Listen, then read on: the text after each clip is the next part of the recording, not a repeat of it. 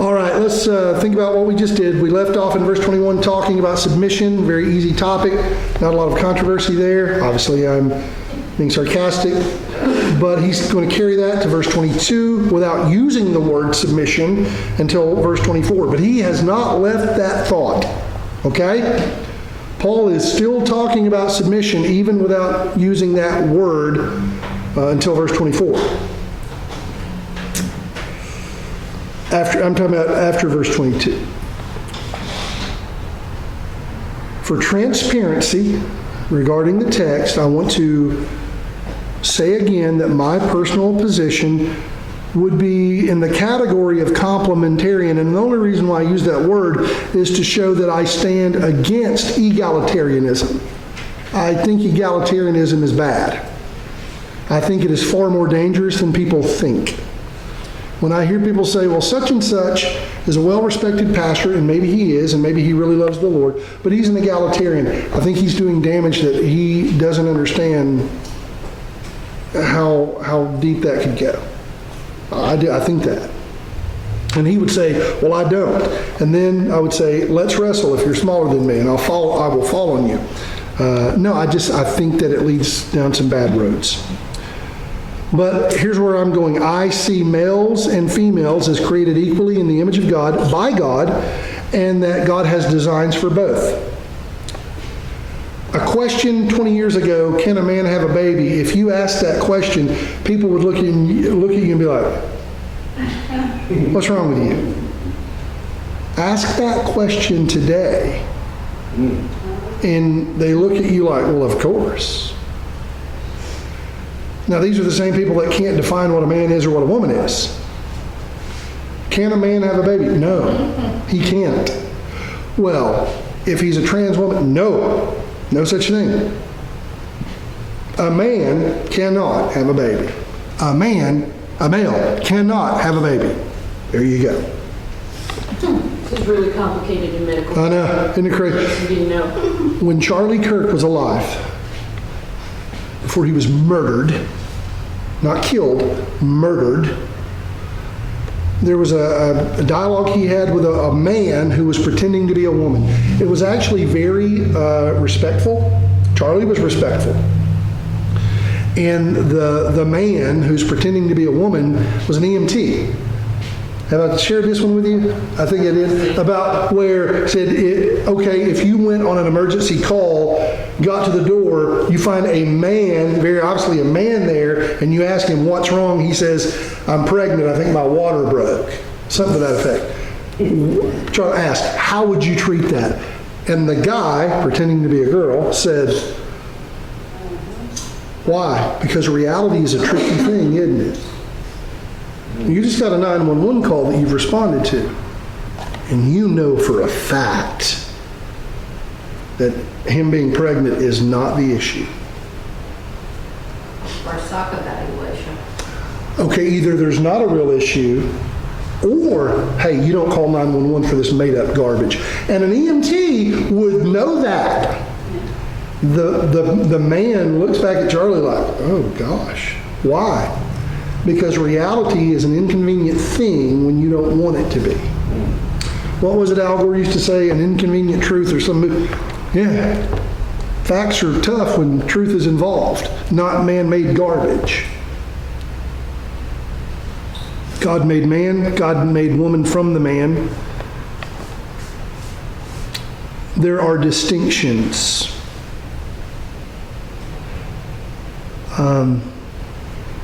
Another issue, and y'all might not think that this is a big deal, but I hope that you will start if you don't.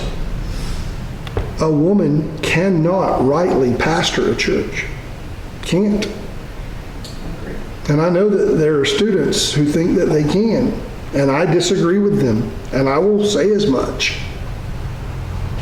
Well, I've heard her preach, and she can preach better than you. Not even an argument I'm going to entertain, because that doesn't matter.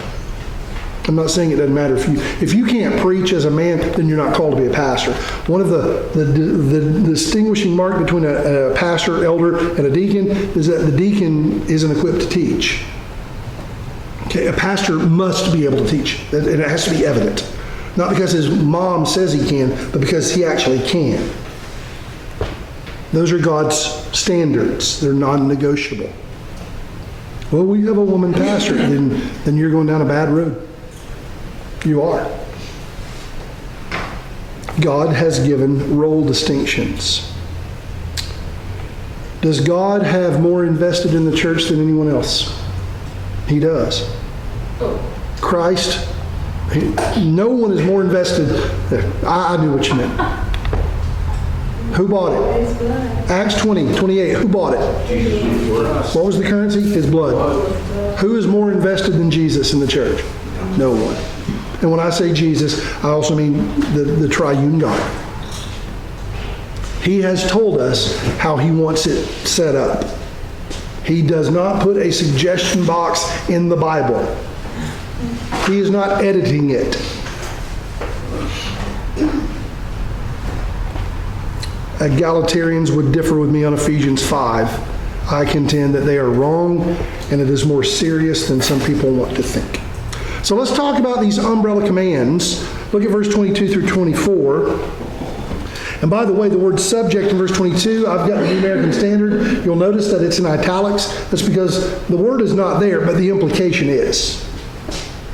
Wives, in the literal way, would be to your own husbands. But it's wives, be subject to your own husbands as to the Lord. For the husband is the head of the wife, as Christ also is the head of the church, he himself being the Savior of the body. But as the church is subject to Christ, so also the wives ought to be to their husbands in everything. God's ordained order. Wives, and this is only going to work in a believing context, because only Christian wives have the power to do this to the degree that Christ commands. And I'm just going to ask the ladies in our class who are married, are there times when it is difficult to be submissive to your husbands? Please be honest. Okay. Let's be fair. I'm going to ask the women this one. Are there times when you make it difficult for your husband to love you as Christ loved the church? Never. Never? Okay. And the men would have to say the same thing. Are there times when we make it a challenge for our wives to be submissive to us? Painfully, yes. Yeah.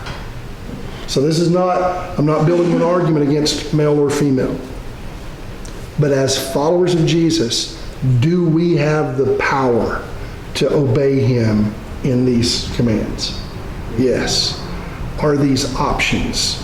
No. I'm probably going to go home and the Lord's going to test me.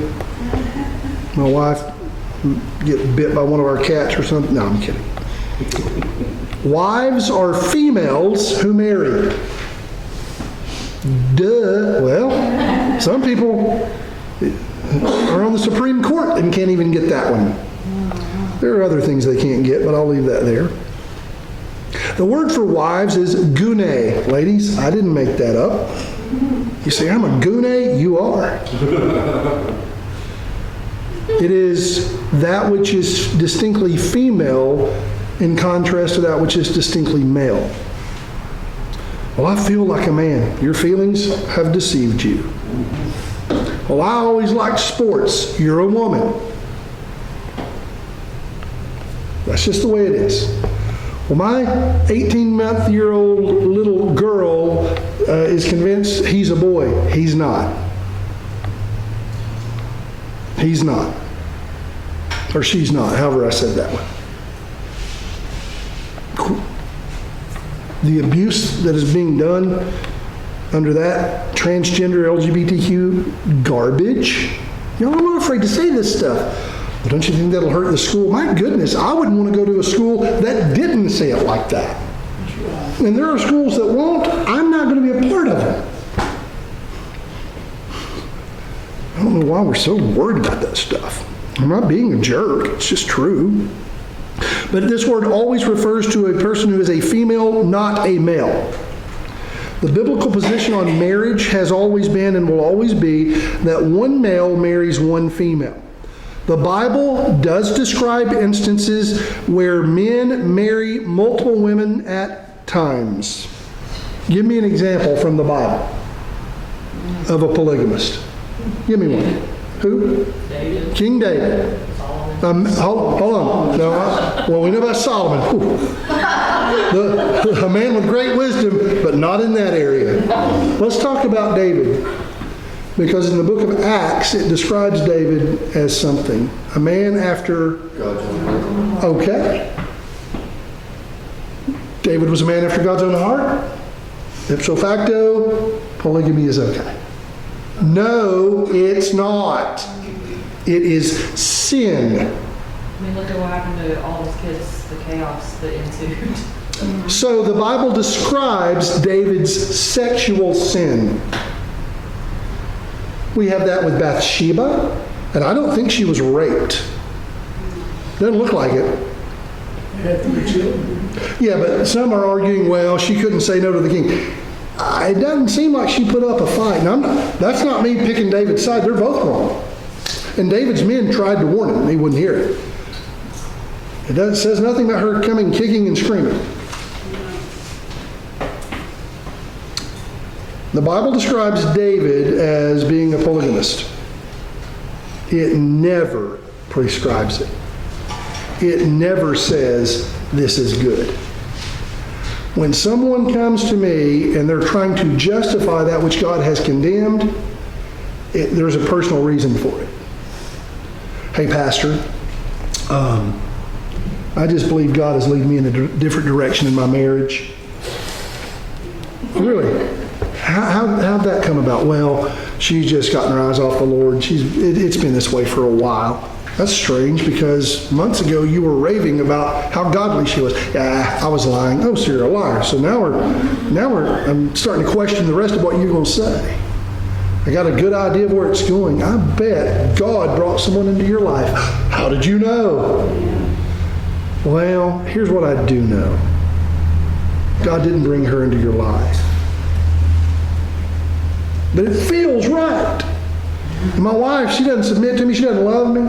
But this girl does. If she really loved you, she'd stay away from you because she would understand and respect the boundaries that God has put in place. That's your lust. That's your sinful heart. Well, I just believe it's of the Lord. You know, I was praying and I was asking God to make something clear. And the next day I met her and we just hit it off. I'm telling you, that is not the will of God.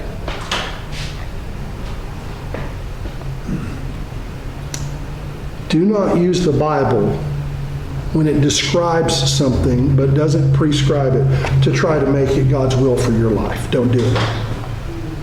And as Jessica said, David has multiple children with multiple wives.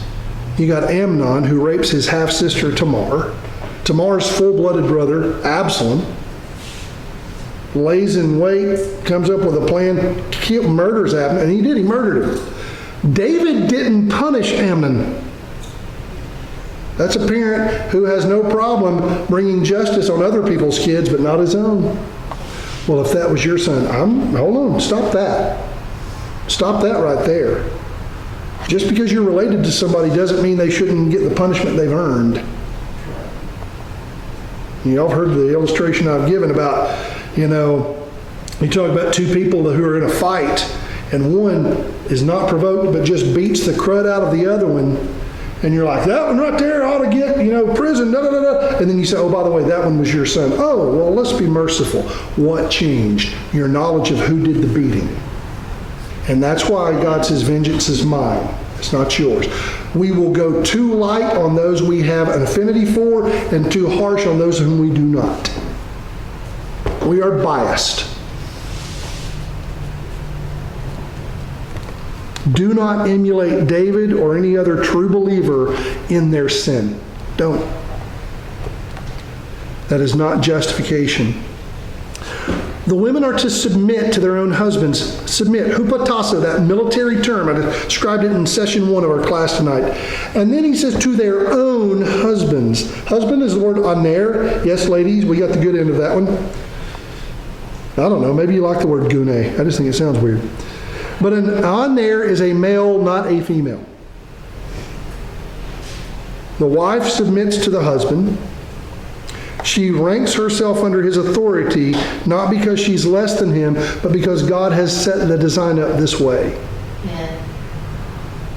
The soldier is equal in dignity to his commanding officers, but he does lower himself in rank, and he understands it. Sarge, I don't tell you what to do.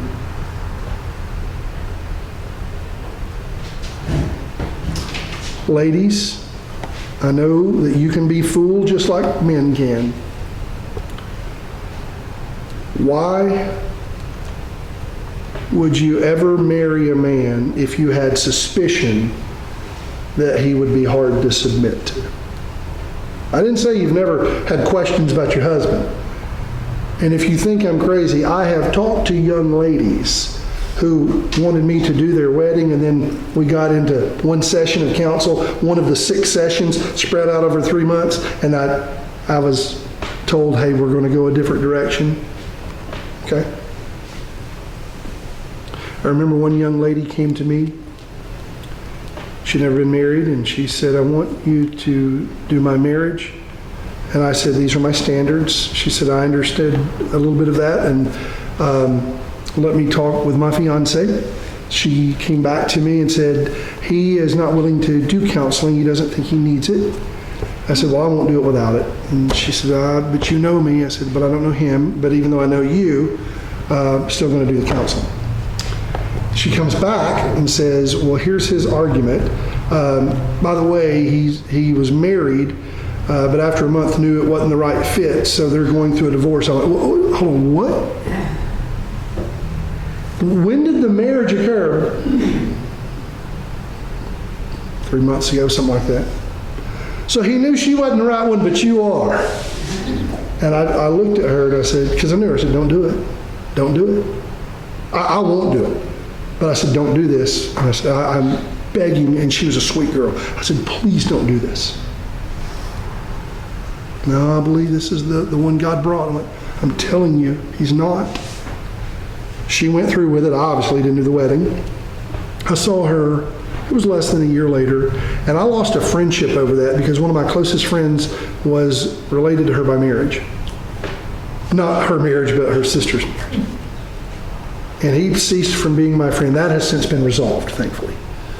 He couldn't understand why I wouldn't do it. I'm a minister and I do weddings. I said, I'm not a justice of the peace. Just like I had a family ask me to do a funeral, but they said, no gospel, no Bible. I went, I'm not your guy. Well, your job is not that. You can get anybody to say words. So anyway, I saw her less than a year later at a store. I saw her, and I wasn't trying to ignore her, but she approached me, which I thought, well, this ought to be interesting, because I didn't know all of those details. She came up to me and said, I wish I had listened to you. she said, I need to talk to you. I said, okay. She said, you were right. And I told her, I said, if only you knew how much. I don't want to be right in this, because obviously something bad has happened. She said, Darrell, it was ruined from the start.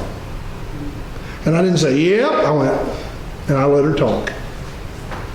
And you know what? God since redeemed that. She went down a very painful road. And all I was trying to do was stand in the way of that. Now, I'm not a savior, but I knew what the Bible said. And a guy who's not willing to meet with me to talk about what the Bible requires, because now that he went through a month-long marriage, he knows what marriage is about, but he ain't divorced yet. I just used ain't. It's okay, I'm a doctor, I can do that. I knew this is not the guy. I don't say that with glee, folks. I wish she would not have gone through it. She wishes that she would not have gone through that.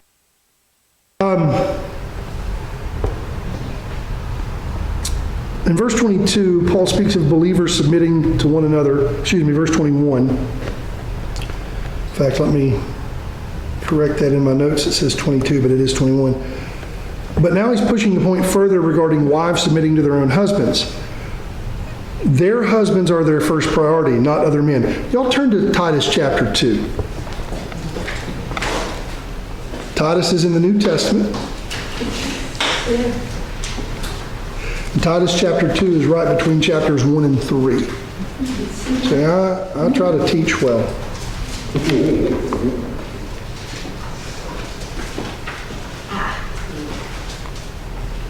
Now Paul begins telling Titus, who's a Gentile and a younger man, how to deal with people in the church after he's removed certain elders, and if he makes it out alive from that.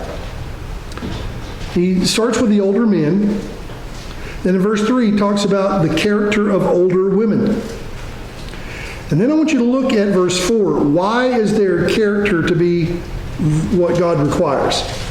So that they may encourage the young women to love who first? And then who? Their children. That order is exactly what is written down. Why am I emphasizing that? How many marriages are in real trouble? Because, and I'll say it, it can be this way for both. But mama puts the children above the husband. Wife puts the children above the husband. Husband puts the children before wife. Do you sacrifice for your children? Yes. Hey, he's 3 weeks old and he's crying. Well, we should feed him. We're not cruel. But when the children when they are between the spouses, you are begging for disaster. It's already there. You got to fix it. Well, if you would have carried that little boy, that little girl in your belly, I didn't. But even if I would have, it wouldn't change God's standard. You want to love your children better than you ever could in the power of your flesh? Wives, here's the formula. Love your husband. Submit to your husband as is in the Lord first. That's why all these people break up after their kids go to college. That's right. It is, Melissa. Husband, you want to be the best dad and love your children better than you ever could? Love your wife as Christ loved the church first. Well, you better work on your marriage before they go off to college. I cannot pastor a church if my wife is not my primary ministry.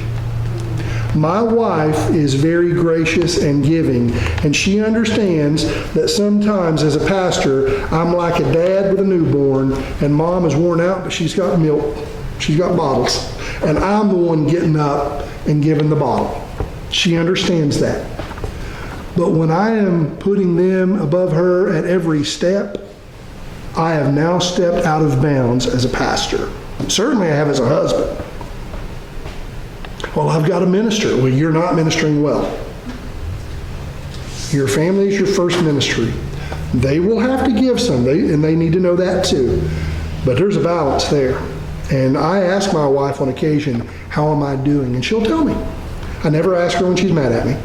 I don't. That's a wisdom thing. But I'll say, well, you prayerfully consider, and she'll say, okay. And she'll tell me. Because I need that help.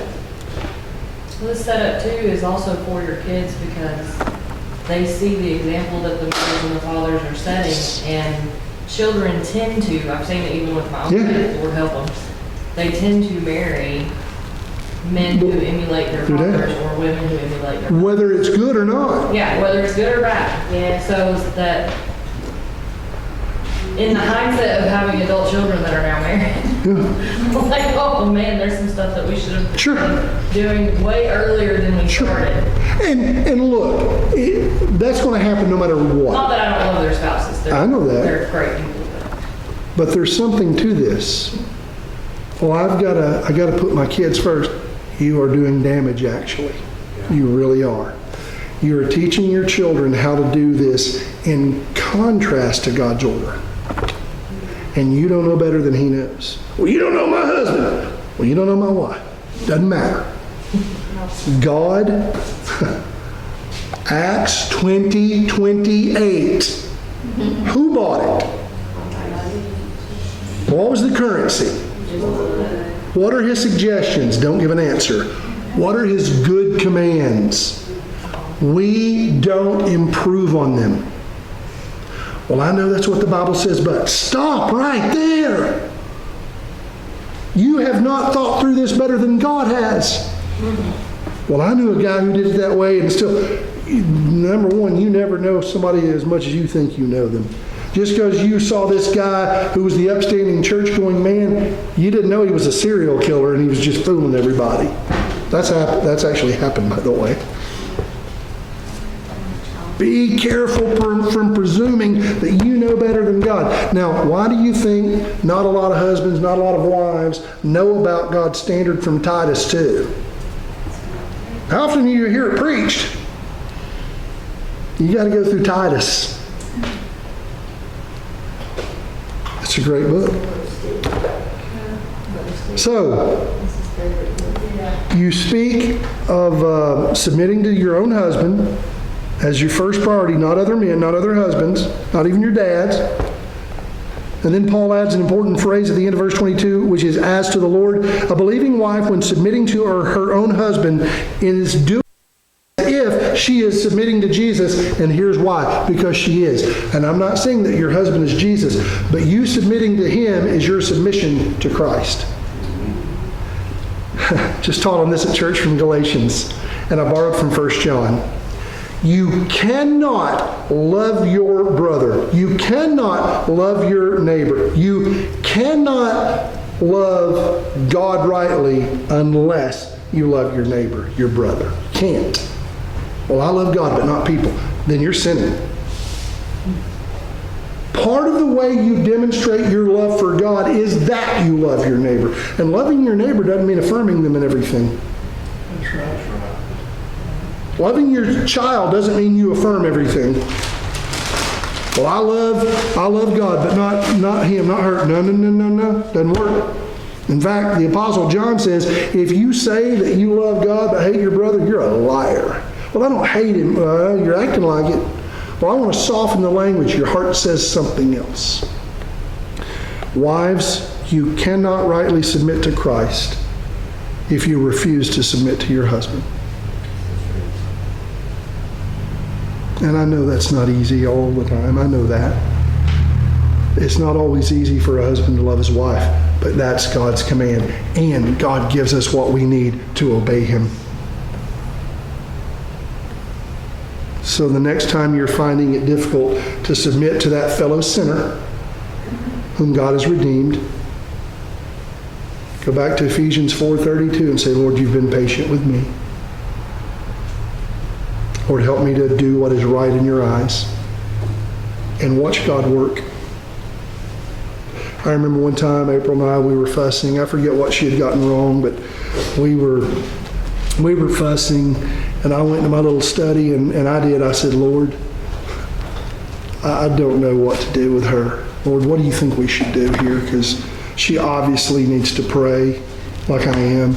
She obviously has some real deficiencies. This is how I'm praying. As a pastor. Lord, she obviously has some real blind spots.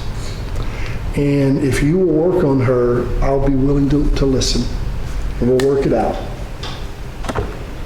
I don't know how many nanoseconds it was later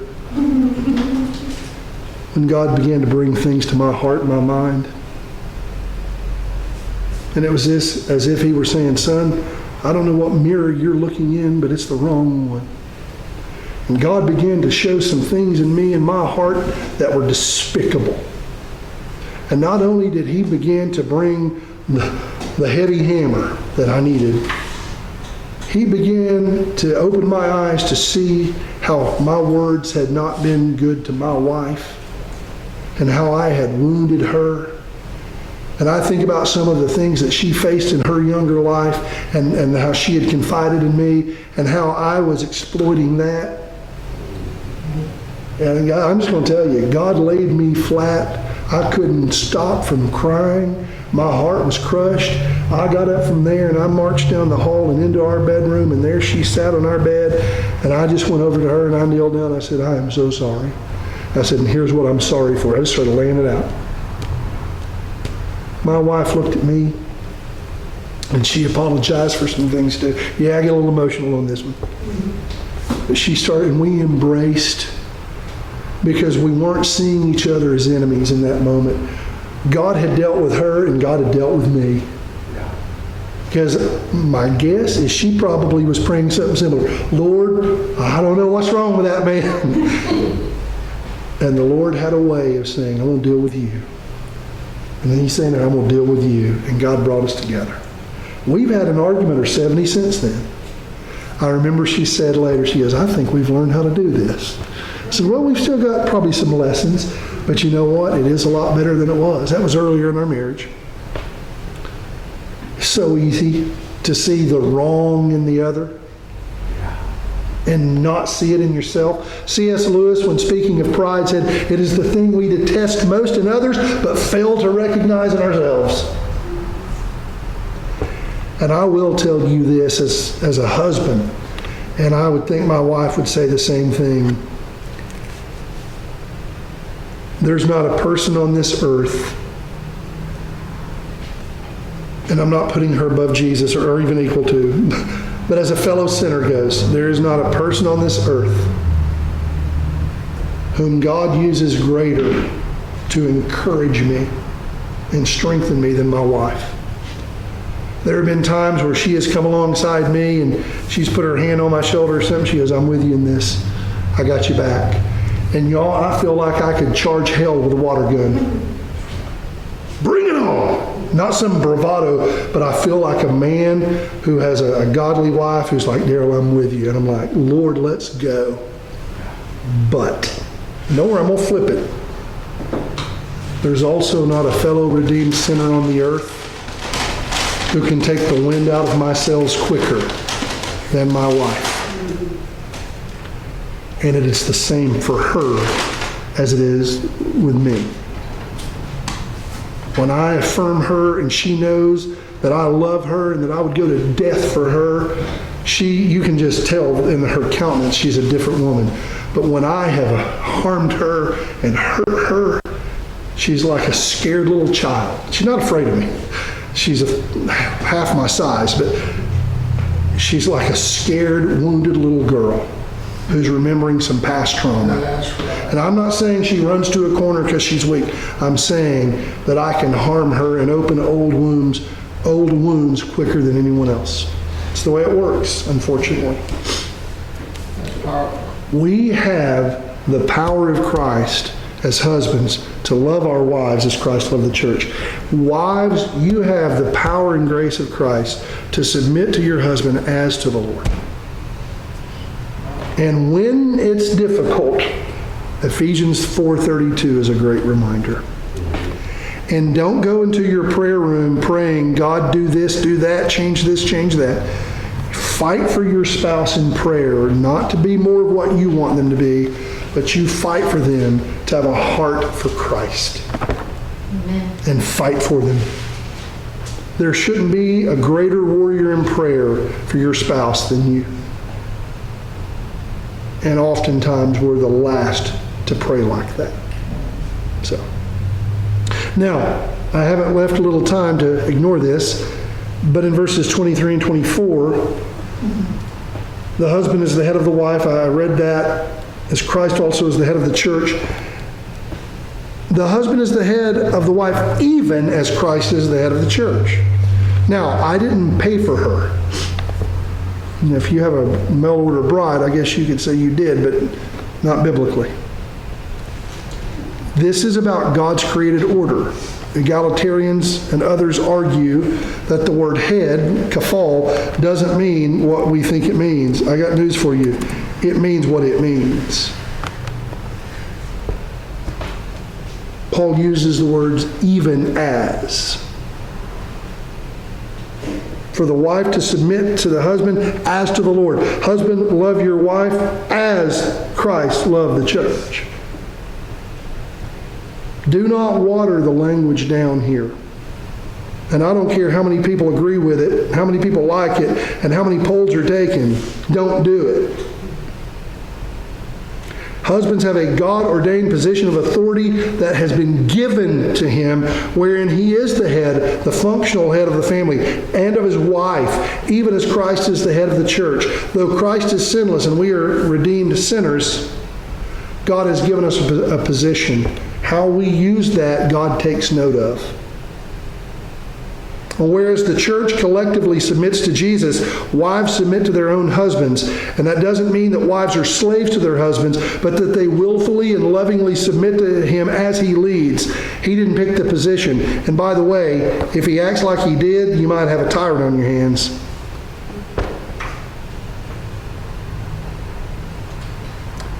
I've made this argument from the Old Testament, but I'm going to make it with the New.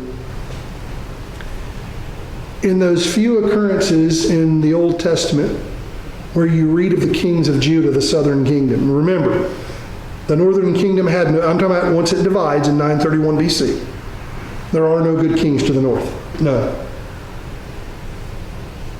Jeroboam 1, Jeroboam 2, neither are good. In the southern kingdom, only a few are good. Now here's my argument. There are a few good ones, but they still miss the mark greatly at times. So don't confuse good with perfect.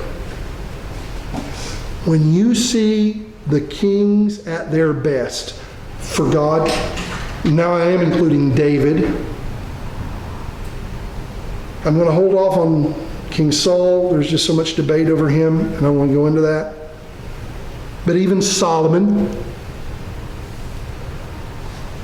when you look at Asa and his son Jehoshaphat, Josiah, when they are at their best, it's because they are more, their emphasis is more about their responsibility to honor God and to lead his people well than it is, how's my crown? And I'll give you an illustration out of Saul. When Saul began, do you remember how it happened? Saul hid when they were going to make him king. He didn't think he was worthy. He was humble. Remember, there were two guys who talked about Saul and how pathetic he was, and how useless. And then Saul turns around and leads them into a battle that they needed to fight, and they win. And now everybody loves Saul, and they say, all right, where are those two guys? Do you all know what Saul said? Do you remember? No, we're not doing that. Today is a day of victory and celebration. As king, he could have said, bring them here. How dare they speak against me? Bring them here. He didn't do that. Now, some might see that as weakness. I don't. What happened to Saul? Where do you see the turn? There's a very distinct moment in the narrative where you see the turn. Do you remember what it was? I'll give you a hint. It's when people are singing a song after Goliath was killed. Who did Saul begin to focus on as far as an enemy? Who? David. Where does it say David wrote the words to that song that the people were singing as they were coming home? Well, no, David didn't write the word. My point is that Saul hears the words that other people have written and sets his eyes on David, who says, King, I'm glad to serve you. This guy, he used to talk a lot. He was a lot taller. He's dead now. Did that for you. Did that for God. But Lord, King, I want to be a good servant. Saul's turn was when he feared losing his crown. The kings are at their best when they're more about God's glory than their own glory. A believing husband will be at his best when he is more concerned about God's glory and his grace and doing what God has put in place and honoring God's appointed order than getting his own way. A godly wife will be at her best when she is more emphatic on honoring Christ and obeying him in his good word than getting her own way. When Jesus taught in what is the model prayer, Our Father who art in heaven, hallowed be thy name, what is the next line? Thy kingdom come, not mine, yours, Lord. Husbands, if you are going to really mean that when you pray it, you're going to love your wife as Christ loved the church. You're going to be willing to give your life for her if that's what it takes, and she's going to know it. And wives, if you are going to honor Christ and really want his kingdom come and his will be done, you will submit to your husband as to the Lord. Tell me how that's bad, y'all. Please, because this gets demonized and ridiculed. How is this bad? It's not. So, believing wives, submitting to your husband will have its challenges. I ask you, did God lie to Paul when Paul asked God to remove the thorn in his flesh and God said, no, no, no, and then what were his next words? Is sufficient. Is that only true for Paul? Is that true for every believing wife in submitting to her husband? Yeah. Believing husbands, when it is hard to love your wife as Christ loved the church. Are those words that God said to Paul as true for you as they were for him? My grace is sufficient? Yeah. So who are we going to blame when we don't? Wife, who are you going to blame when you don't rightly submit? And husband, who are you going to blame when you don't rightly love your wife? Who are you going to blame? Don't point the finger at it. Well, she makes me so mad. No, she does not. Well, no, he does not. Look in the mirror. And folks, I know there are some dynamics that we didn't touch on tonight. I know that there are some abuses that people don't see, but this is the normative pattern. And if you as a believing wife feel less than, then it wasn't the Bible's fault. It was that I didn't teach it well. You are fearfully and wonderfully made. You are an image bearer of God. Now, submit to your believing husband. Men, feel like a failure a lot of the time. I know I do.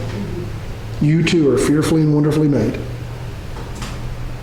Love your wife as Christ loved the church. Or if you don't, well, love Jesus by loving your neighbor. And okay, I'll give you one, Deborah. And part of loving your neighbor would never mean getting in between a marriage. That's true.